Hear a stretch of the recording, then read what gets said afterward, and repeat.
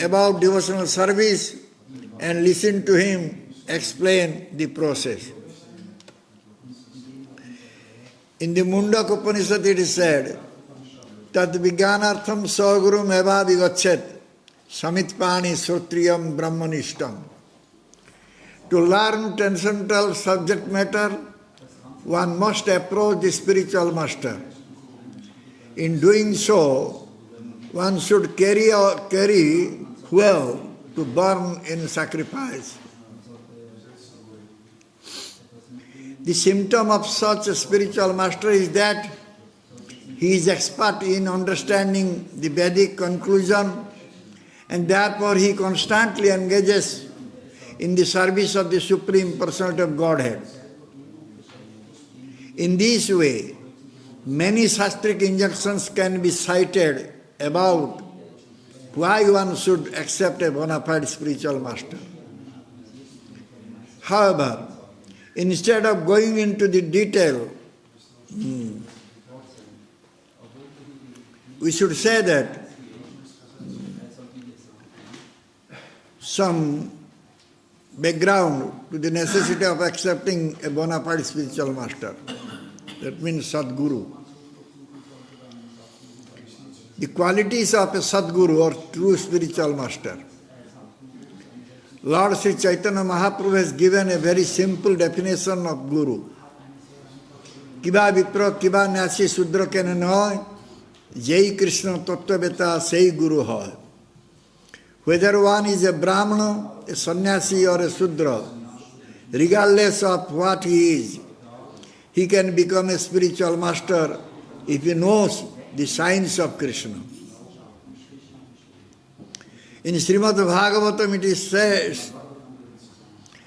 Tasmat Gurum Prapadyeta Jignasu Shreyottamam Shabde Parecha Nisnatam Brahmanyo Upasamasrayam. Therefore, any person who seriously desires real happiness must seek a bona fide spiritual master and take shelter of him by initiation. The qualification of the bona fide guru is that he has realized the conclusions of the scriptures by deliberation and is able to convince others of these conclusions. Such great personalities who have taken shelter of the Supreme Godhead, leaving aside all material considerations, should be understood to be bona fide spiritual masters. One cannot become a guru based on his mundane scholarship.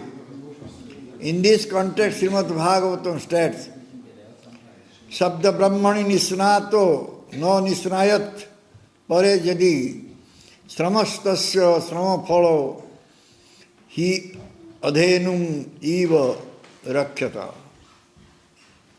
If through meticulous study one becomes expert in reading Vedic literature but makes no endeavor to fix one's mind on the Supreme Personality of Godhead, then one's endeavor is certainly like that of one who works very hard taking care of a cow that gives no milk.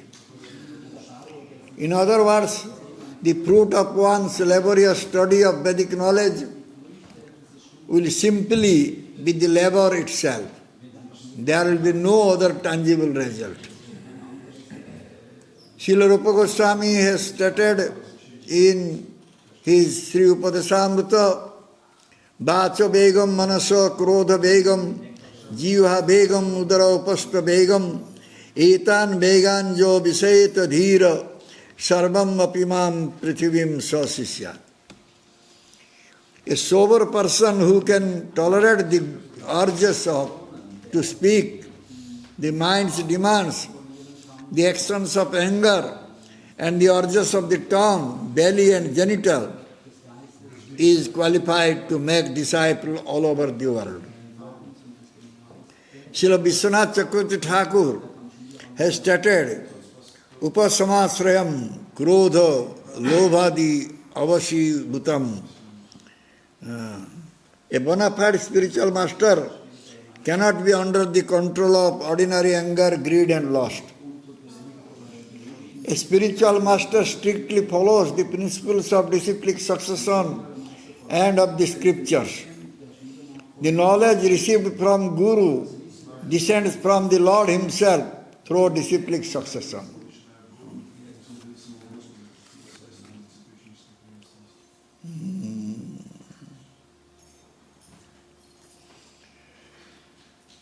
Definition of an Acharya.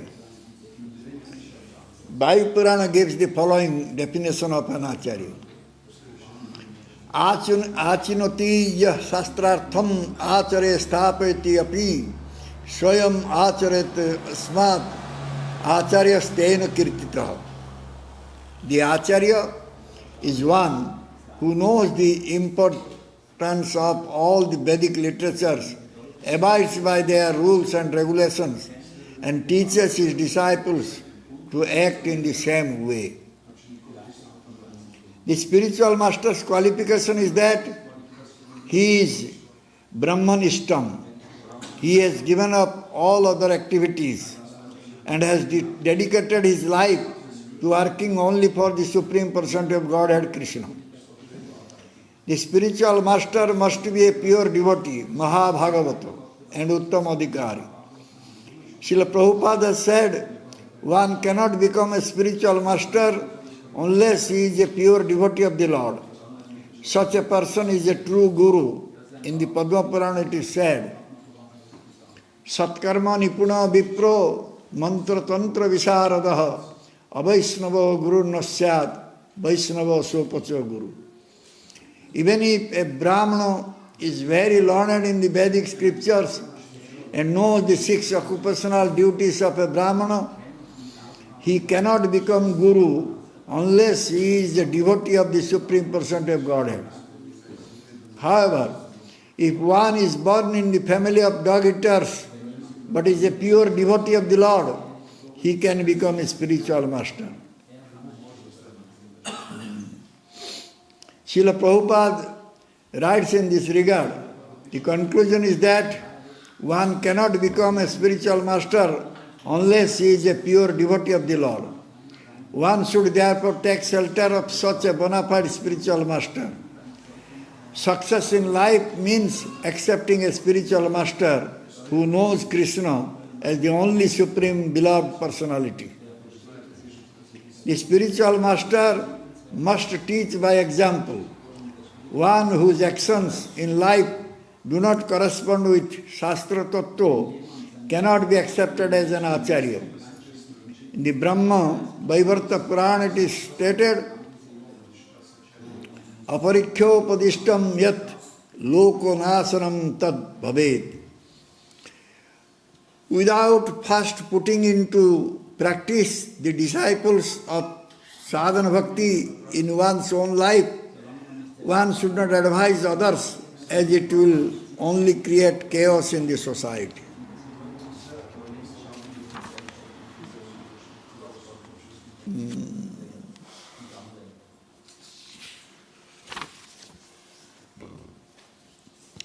In the Haribhakti Vilas it is said, Divya Ganam Jatododyat Kurjat Papasa Sankhayam Tasmat Dikkesi Sa Prokta Dikkesi Tatto Kovidai. Diksha is the process by which one can awaken his transcendental knowledge and vanquish all reactions to sinful activities performed in the past. A person who is expert in the study of the revealed scriptures knows this process as Diksha. Since it gives Divya Jnana or Samandha Jnana and roots out all the sins and their seeds, therefore the spiritually advanced, wise and learned saints name this institutional initiation as Diksha. Diksha is not merely the instruction to recite a sacred mantra. Rather, it is the process which enables the disciple to develop samandha jnana. A person may read hundreds of scriptures by himself, but if he does not do Hari Bhajan, he will never obtain the ultimate goal of the scriptures, which is love of God. The wisdom that results out of the recitation of the holy mantras helps the disciple to properly understand the inner meanings and purpose of the Shastra. Thus, Sikkha and Diksha are complementary in spiritual life, and both are equally important. Diksha Guru is the personal representation of Srila Madan Mohan.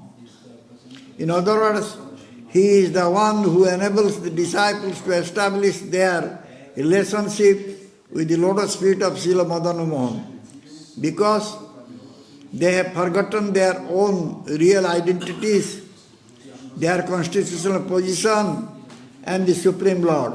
The conditioned souls are unable to move in the holy dham of Vrindavan. The Diksha Guru, out of his causeless mercy, fixes the feet of those conditioned souls, disciples, in the holy Vrindavan dham, and thus gives them the opportunity to re-establish their relationship with the Supreme Lord and to move in the holy abode of Brajabhumi. Also, the Sikkha Guru, out of his causeless mercy, through instructions, enable the disciples, the otherwise conditioned souls, to effectively travel in the holy land of Brajabhumi, and gives them the knowledge to eternally and perfectly serve the lotus feet of Srila Govinda Deva. Srila Prabhupada has stated, the Guru who first initiates one with the Mahamantra is to be known as the initiator, and the saints who give instructions for progressive advancement in Krishna consciousness are called instructing spiritual masters. The initiating and instructing spiritual masters are equal and identical manifestations of Krishna, although they have different dealings. Their function is to guide the conditioned souls back to Godhead. A devotee can have only one initiating spiritual master, but can have unlimited instructing spiritual masters. In this respect, Srila Prabhupada further states, a devotee must have only one initiating spiritual master, because in the scriptures acceptance of more than one is always forbidden. There is no limit, however, to the number of instructing spiritual masters one may accept. Generally, a spiritual master who constantly instructs a disciple in spiritual science becomes his initiating spiritual master later on. Also, Srila Prabhupada, in his purport on Srimad Bhagavatam, states, actually, Dhruva Maharaj's mother Suniti was his Pathapradarshak Guru. Pathapradarshak Guru means the Guru or the spiritual master who shows the way. Such a Guru is sometimes called Sikkha Guru. Although Narada Muni was his Diksha Guru, initiating spiritual master, Suniti, his mother, was the first who gave instruction on how to achieve the favor of the Supreme Person of Godhead.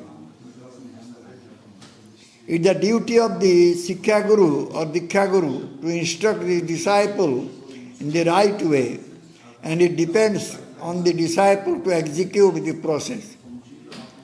According to Shastric injunctions, there is no difference between Sikkha Guru and Diksha Guru, and generally the Sikkha Guru later on becomes Diksha Guru.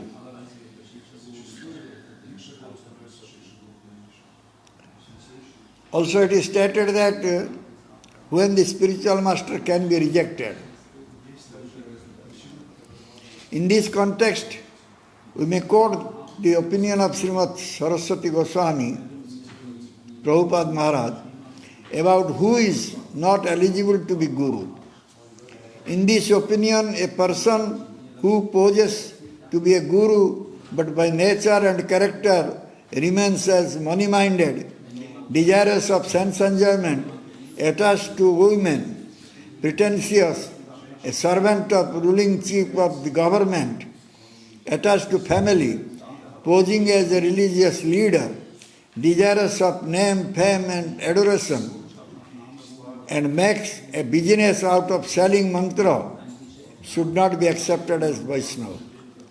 Rejecting such a bogus guru, one should take shelter at the lotus feet of a devotee. A bona fide guru is he who is always fixed at the lotus feet of Krishna and well versed in the science of Krishna consciousness. Krishna Tattva Veda.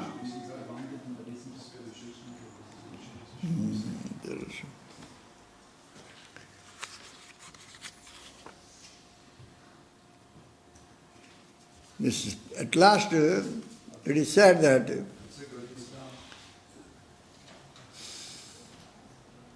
we would like to quote these pertinent verses from Sri Krishna Bhajanamrita by Srila Narahari Sarkar Thakur.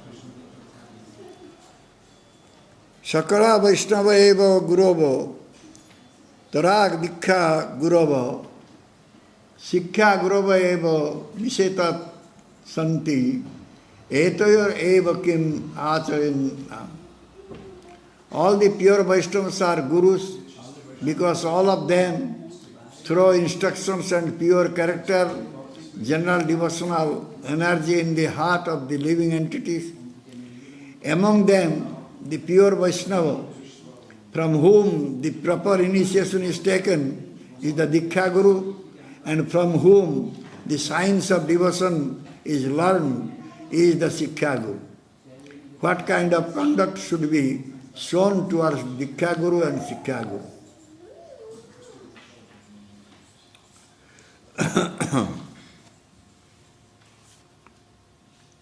Okay, there are so many things.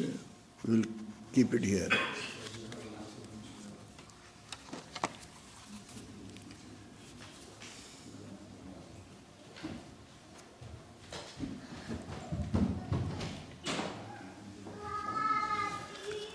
So, we should know who is Vaishnava and who is an Avaishnava. Avaishnava upadishtena mantrena nirayam brajet punasya vidina samyak grayat Vaishnavad Guru. One who receives the mantra from a guru who is a non-devotee or who is addicted to sensual pleasure is doomed to a life in hell. Such a person must immediately approach a genuine Vaishnava Guru and again accept the mantra from him. In the Haribhakti Vilas, Srila Sanatana Goswami has said, one should not receive a mantra from an Avaishnava. Who is an Avaishnava? One who is Trisangi, attached to women, and who is not a devotee of Krishna is an Avaishnava. One who takes mantra from an Avaishnava goes to hell. Therefore, according to the Sadhu Shastra Guru principle, one should accept mantra from a bona fide Vaishnava Guru.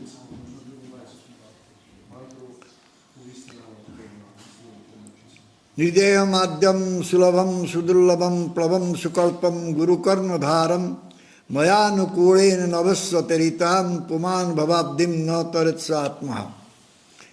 The human body, which can award all benefit in life, is automatically obtained by the laws of nature, although it is a very rare achievement. This human body can be compared to a perfectly constructed boat, having the spiritual master as the captain and the instructions of the personality of Godhead as favorable winds impelling it on its course. Considering all these advantages, a human being who does not utilize his human life to cross the ocean of material existence must be considered the killer of his own soul. So the human body, the human form of life is rarely attained. Still, it is a very good boat to cross over this material ocean of existence. Therefore, an expert navigator, Karnadhar, should be placed in this boat. The bona fide Vaishnava Guru is the expert navigator. Furthermore, the favorable wind is the mercy of Krishna that will help this boat to cross over the ocean of material existence. All these facilities have been offered to you when you received this human form of life. If one still does not make any efforts to cross over this ocean of material existence, he commits suicide. Offenseless chanting will give you Krishna prem, love of Krishna, by which Krishna becomes bound up. In other words, we may say that you will get Krishna. There is no difference between the name of Krishna and Krishna himself. Abhinnatvang nama namina. So when a bona fide guru gives Harinam, he gives you Krishna. Take Krishna. This is most important. He gives you Krishna. To get Krishna is the goal of life. That is the purpose of this human birth. It is the supreme perfection of human life, which is very easily achievable. Especially in this Kali Yuga, wherein Mahaprabhu freely gives Krishna prem. Those who are Gaura Priya Janas, dear devotees of Mahaprabhu, can give this. So one who is wise and intelligent takes shelter of such a Gaura Priya Jana, dear devotee of Gauranga Mahaprabhu, to get Krishna. There are 10 types of Nam Aparad in chanting the holy name. So the Guru speaks about them when gives Harinam.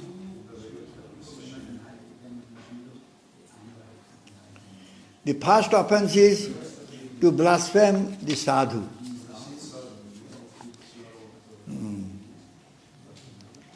So, to blaspheme the great saintly persons who are engaged in preaching the glories of the Hare Krishna Mahamantra is the worst offense at the lotus feet of the holy name. One should not criticize a preacher of the glories of the Hare Krishna Mahamantra. If one does so, he is an offender. Nam Prabhu, who is identical with Krishna, will never tolerate such blasphemous activities, even from one who passes as a great devotee.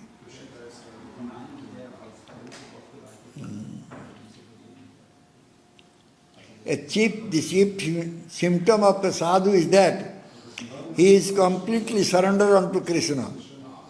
He is an honored devotee who has developed honored devotion unto Krishna. Oikantiya Krishna Bhakti. One who has completely dedicated his life to preach this message of Krishna and the holy name of Krishna throughout the world is called sadhu. So this is a very serious offense. So sadhu is a Vaishnava. He is a very dear devotee of Krishna. Therefore, it is a very serious offense. Those who are taking shelter of the holy name or are receiving the holy name from a bona fide guru should be very, very careful not to commit this offense.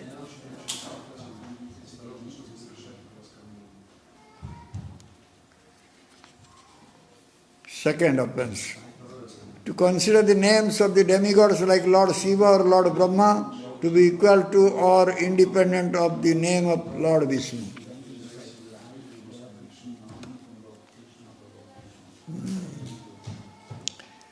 Lord Vishnu or Krishna is Parameswara, the Supreme Iswara, Supreme Controller.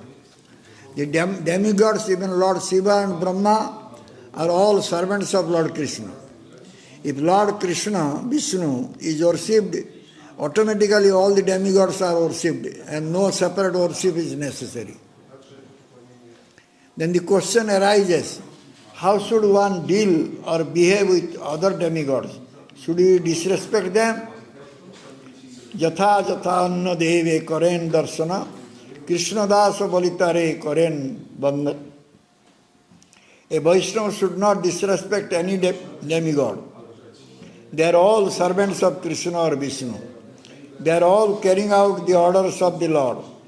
In that way, they are all Vaishnavas. Although they are not pure Vaishnavas, still they are Vaishnavas. Therefore, a Vaishnava devotee should not disrespect any demigod. Rather, a Vaishnava devotee should pay respect to them.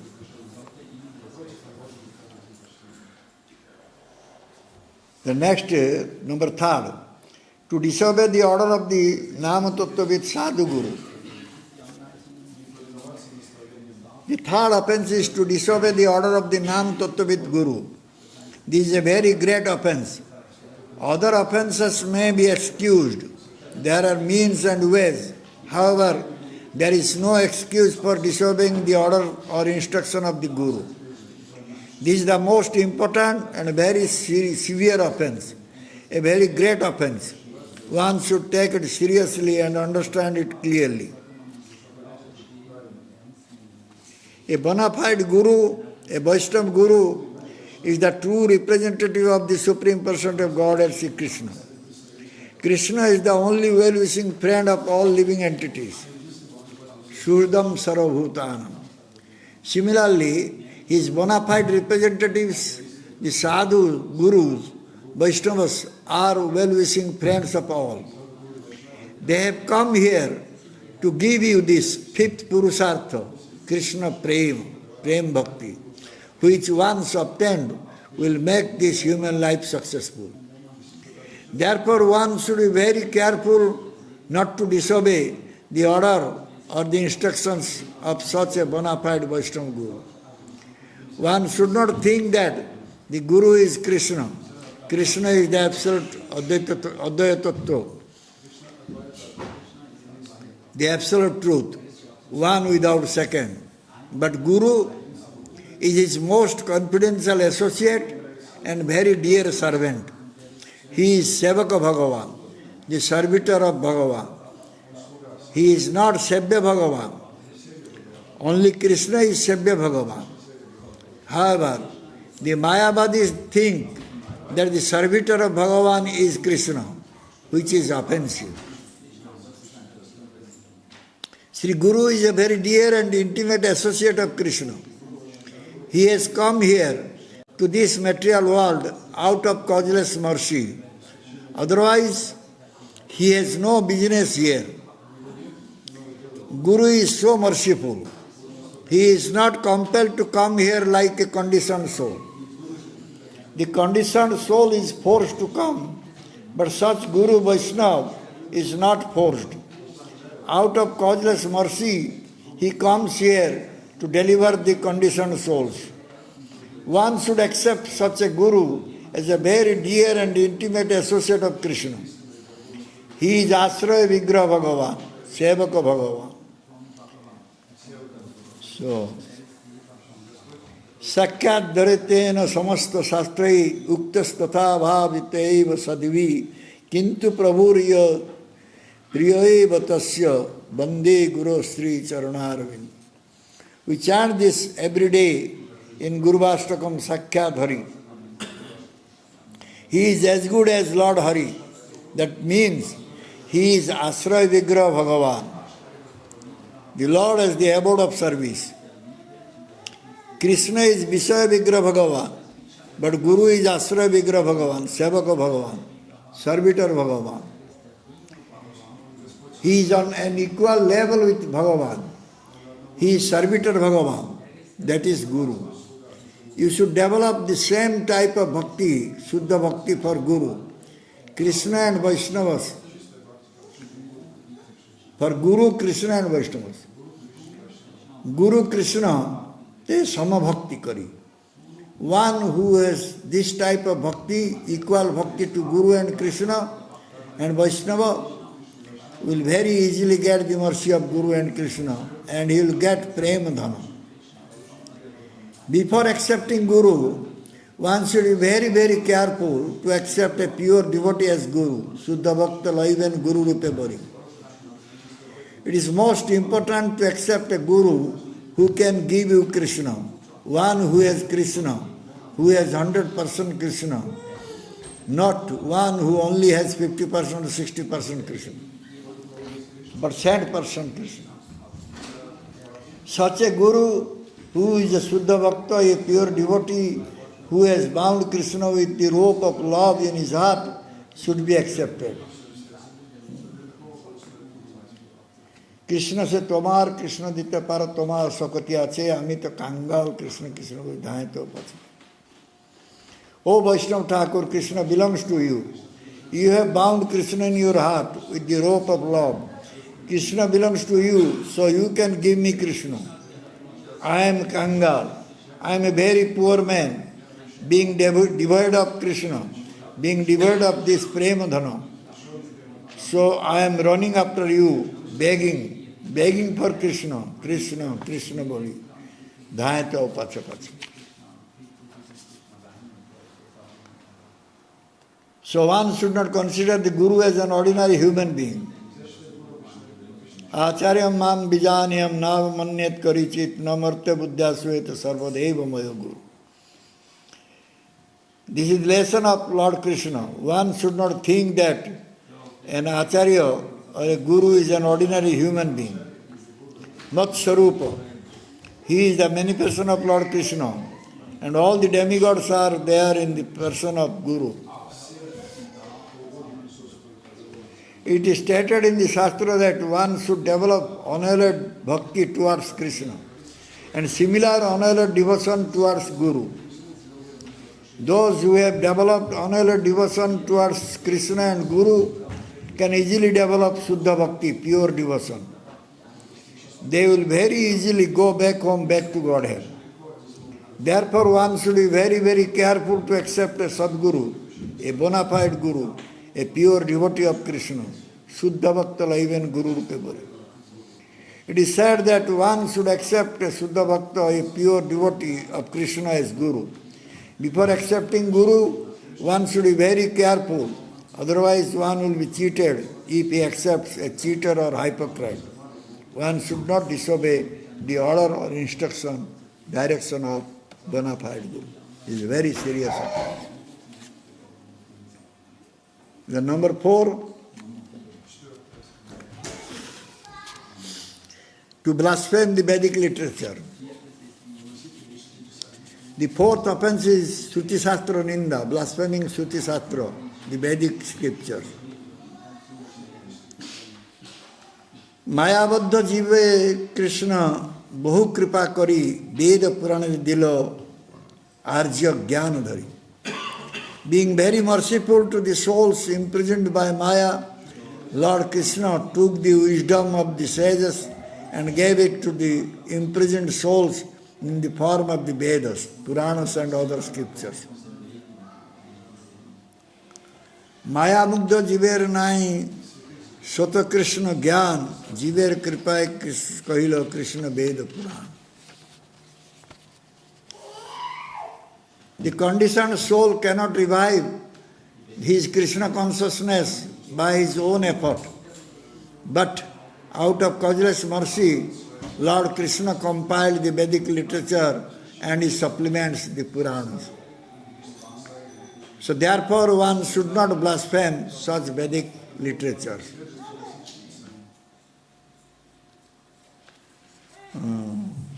Number 5 is to consider the holy name is imagination. Number 6 is to give some interpretation on the holy name of the Lord.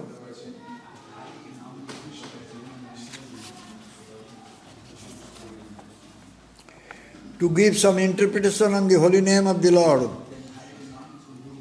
Name Arthabad means to interpret Harinam in different ways. For example, one who is an offender may say, Krishna means black. In the dictionary, this meaning is given.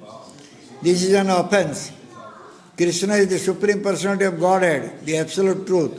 One should not interpret the holy name in different ways or give different meanings to it. That is an offense.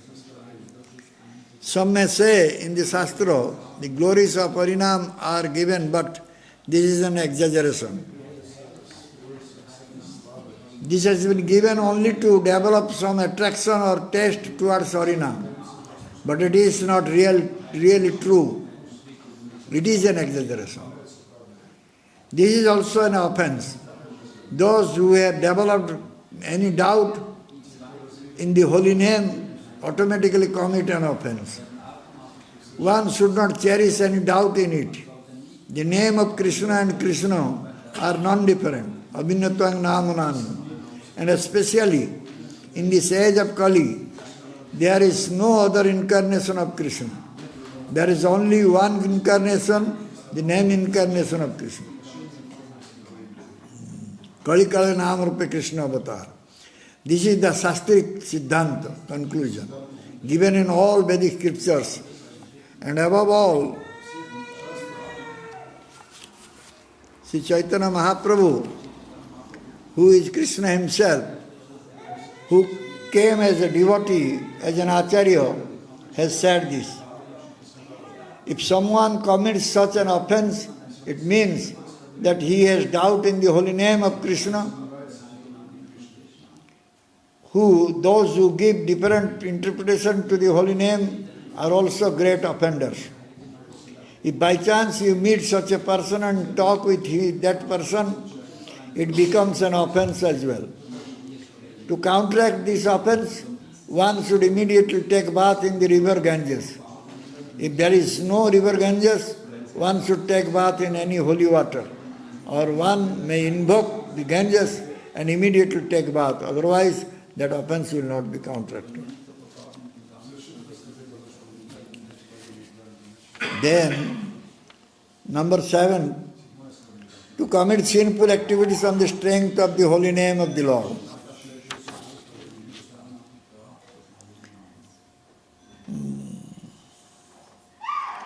It is said in the Shastra, Ek Krishna Nama Kare Sarva Papa Nasa. One name of Krishna has such inconceivable potency that it can destroy innumerable sins accumulated from lakhs of lives. It is so potent.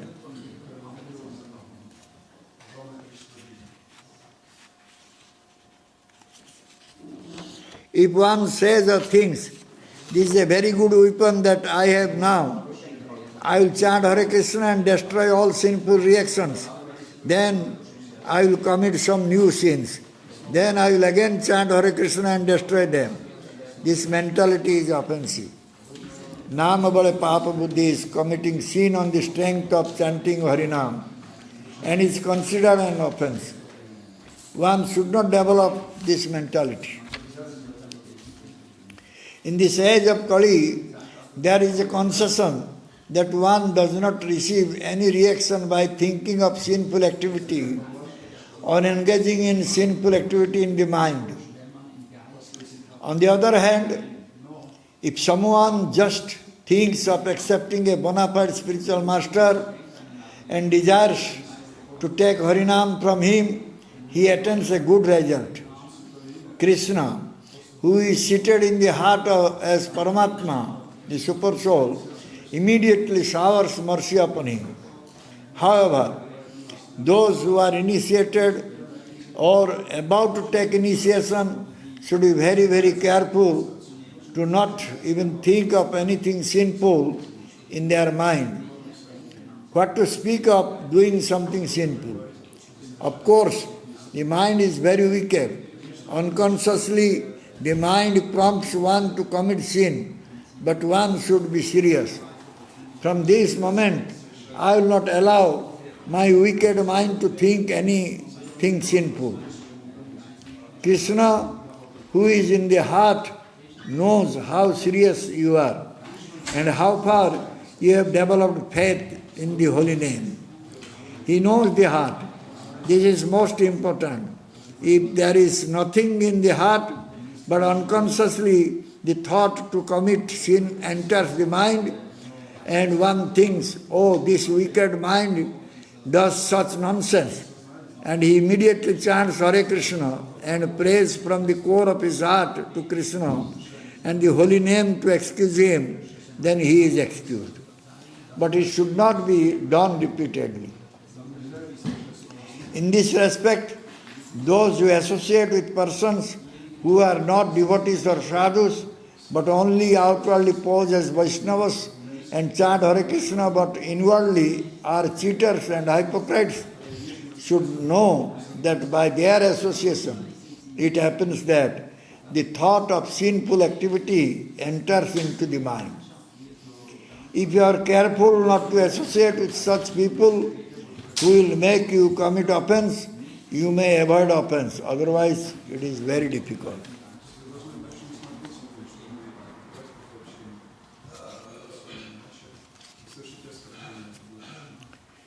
Number 8. To consider the chanting of Hare Krishna as one of the auspicious ritualistic activities offered in the Vedic fruitive activities Karma Kanda. Those who think like that commit such offense. Those who think that this Krishna Nam is a material name, they commit this offense, and they must suffer in hell for thousands and thousands of years. One should not look at the face of such a person. It is said that if one by chance meets such a person, he should immediately go and take bath in some holy water, like Ganges water. In Kali Yuga especially, there is no other auspicious activity besides chanting the holy name of Krishna.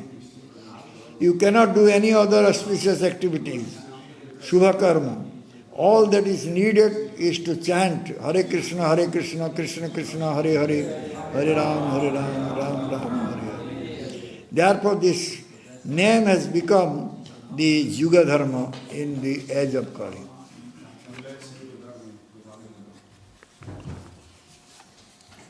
To instruct a faithless person about the glories of the holy name.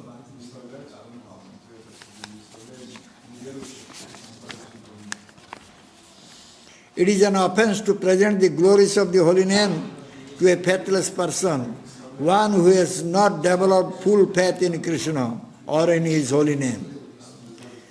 Therefore, one should not speak about the glories of the holy name with that person. That will be an offense. Shraddhahin jane nam upadesh. Only a person who has developed full faith in the holy name is qualified or eligible to accept the holy name. Therefore, it is the duty of one who will instruct or teach about the holy name to first make sure that the person has faith. This warning is for him. First, he should chant this holy name loudly. Hare Krishna, Krishna Krishna, Hare Hare, Hare Ram, Ram. By chanting loudly, one can inculcate Shraddha, faith, into a person who has no Shraddha. This is the first thing to do. In the beginning, do not speak at all about the glories of the holy name. Only perform loud kirtan and let that person hear the transcendental sound vibration. This is most important. Sriman Chaitanya Mahaprabhu has ordered, Shraddhavan jane karo nam upadesh, nam mahimai purana karo sarvadesh.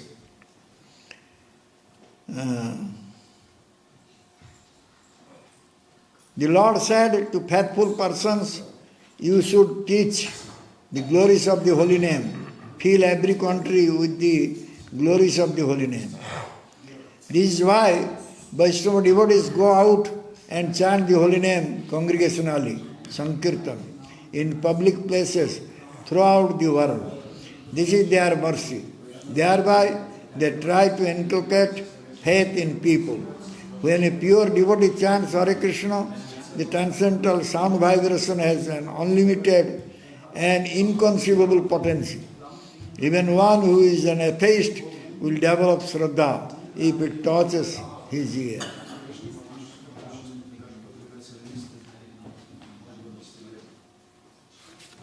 So then, to be inattentive while chanting the name. While chanting the Mahamantra on the beads given to you by your Guru at the time of initiation, you should not be inattentive. Fix the mind on Krishna. That means chant very carefully, focusing your attention on Krishna. The mind naturally fluctuates and oscillates. This is natural, and therefore, in order to complete the required number of rounds, we sometimes become inattentive. Our mind oscillates and becomes unfocused, and our chanting becomes inattentive. This is an offense. One should not do this. Therefore, one who has this tendency should be very careful to complete his prescribed rounds as far as possible during the Brahma Muhurta period, the early morning period between 4 a.m. to 6 a.m. At that time, the atmosphere is calm and it will be easier to concentrate, whereas at other times of the day, the mind must fluctuate. Most people have not risen from their beds, and therefore during that time, the atmosphere is very calm. It is a very congenial period. As far as possible, complete as many rounds as you can during this period. Then you will not commit the offense of inattentiveness. You may complete the rest of the rounds in the evening when everyone has gone to bed.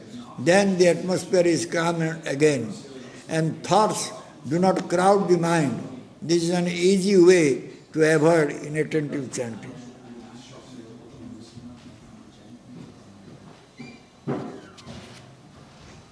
In the beginning, you cannot concentrate on the form of Krishna. Then it is better to chant before the deities in the temple. Look at the deities and chant, and then you can very easily concentrate. Or you may chant before a picture of Radha and Krishna, or chant in the association of Vaishnava and Sadhus.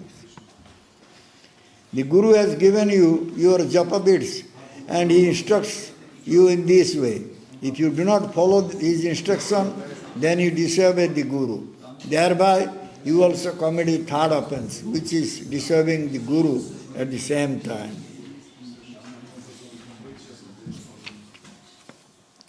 Number 10 offense is to not have complete faith in the chanting of the holy names and to maintain material attachments, even after understanding so many instructions on this matter.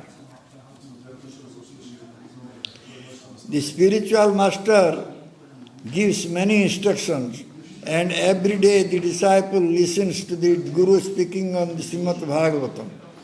The Guru speaks repeatedly about the real proprietor, how everything belongs to Krishna.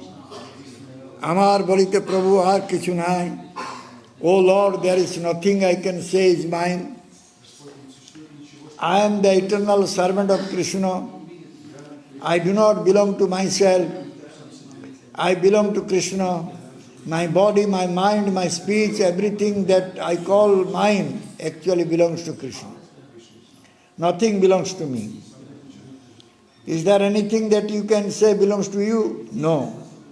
You belong to Krishna. You do not belong to yourself. How can you say this belongs to me or that belongs to me? There is nothing that you can say belongs to you, because everything belongs to Krishna.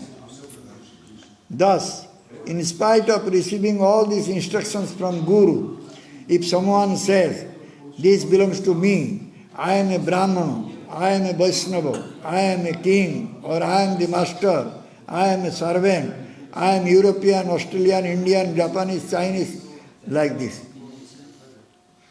My body, my family, my wife, my son, my daughter, my bank balance, my wealth, my property, then he commits this 10th offense.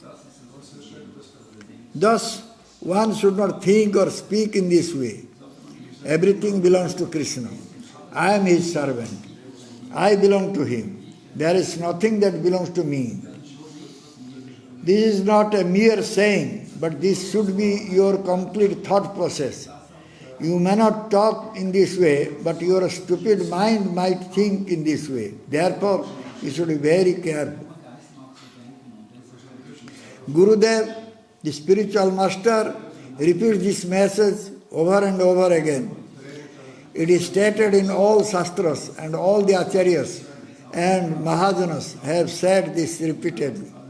In spite of being initiated by the Guru, and in spite of hearing it being said repeatedly, someone who still maintains this mentality of I and mine commits this 10th offense. So, we should keep it here.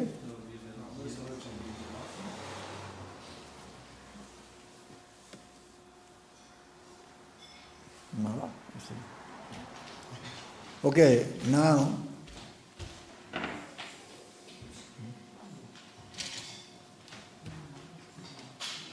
only one will take Harinam. So that is Ludmila. Ludmila should come here.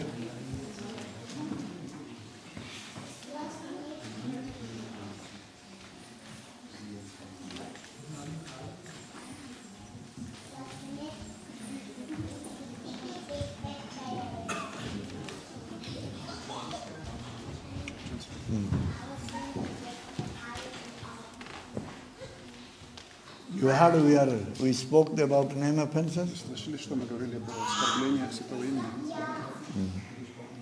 So you should always try not to commit an offense when you are chanting holy name.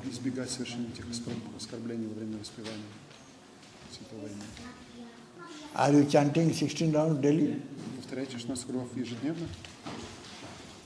Are you following 4 regulative principles? Can you tell me these principles?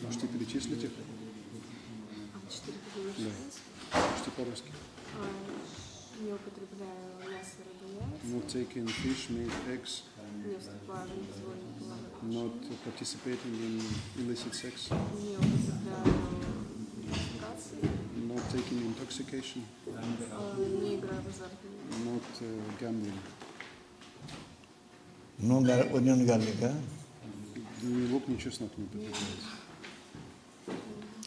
So, from today onwards you chant with this bead 16 rounds daily. From today onwards your name is both the hand, you show both the hand. Your name is Lakshmi Priya Devidasi.